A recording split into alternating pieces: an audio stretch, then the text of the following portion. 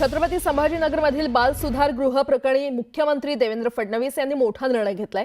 विद्यादीप बाल सुधार गृहाची मान्यता रद्द होणार आहे अशी घोषणा मुख्यमंत्री देवेंद्र फडणवीस यांनी केली आहे। जिल्हा महिला बाल कल्याण अधिकारी निलंबनासह पोलिसांनी 3 जणांवर गुन्हे दाखल करून त्यांना ताब्यात घेतलेले आहे। तर या बाल सुधार गृहात होणाऱ्या छळाला कंटाळून 9 मुलींनी पलायन केलं होतं। या संदर्भात सरकारला विरोधकांनी चांगलंच घेरलं होतं।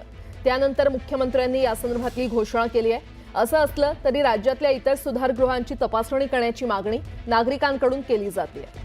आणि या संदर्भात अधिक माहिती देत आहेत आमचे प्रतिनिधी सिद्धार्थ गोदाम आपल्यासोबत जोडले गेलेले आहेत। सिद्धार्थ, छत्रपती संभाजीनगरमधील जे विद्यादीप बाल सुधार गृह होतं त्याची मान्यता आता रद्द होणार आहे, तसा निर्णय किंवा तशी घोषणा मुख्यमंत्री फडणवीसांनी केली आहे। काय अपडेट?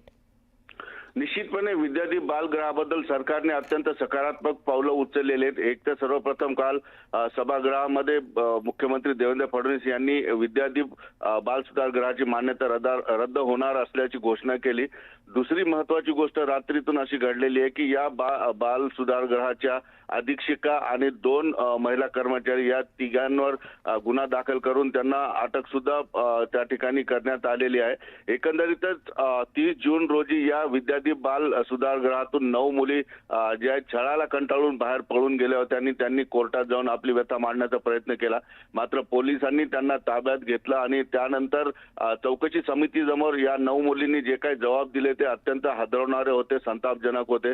त्यांचा छळ त्या ठिकाणी केला गेला आणि काही लोकांनी याबद्दल असं सुद्धा आरोप केलेला आहे की या बाल सुधार गृहामध्ये धर्मांतराचा प्रयत्न झालेला आहे आणि ज्या मुली धर्मांतराला विरोध करतील त्या मुलींना मारहाण केली गेली, त्यांना उपाशी ठेवलं गेलं, अशा पद्धतीचे आरोप झालेले। मुलींच्या ओटीपोटीवर आणि कपाळावर पवित्र पाणी शिंपून क्रॉस चे चिन्ह काढणे किंवा मुलींची जबरदस्तीने जे आहे प्रेग्नन्सी टेस्ट करणे, अशा पद्धतीचे आरोप या मुलींनी बाहेर आल्यानंतर केले होते। त्यामुळे विरोधी पक्षनेते अंबादास दानवे या प्रकरणामध्ये आक्रमक राहिले सभागृहात सुरू असलेल्या अधिवेशनामध्ये आणि त्यांच्या प्रश्नाला उत्तर देताना मुख्यमंत्र्यांनी ही काल घोषणा केली की या विद्यादीप बाल सुधार गृहाचा परवाना रद्द होईल। ऑलरेडी 1 जून रोजी या बाल सुधार गृहाची जी मान्यता होती ती संपलेली होती आणि त्यानंतर रिन्युएशन करणं गरजेचं होतं, ते केलं गेलं नाही। त्यामुळे या बाल सुधार गृहाची मान्यता रद्द करण्यात आलेली आहे। अधीक्षिका आणि 2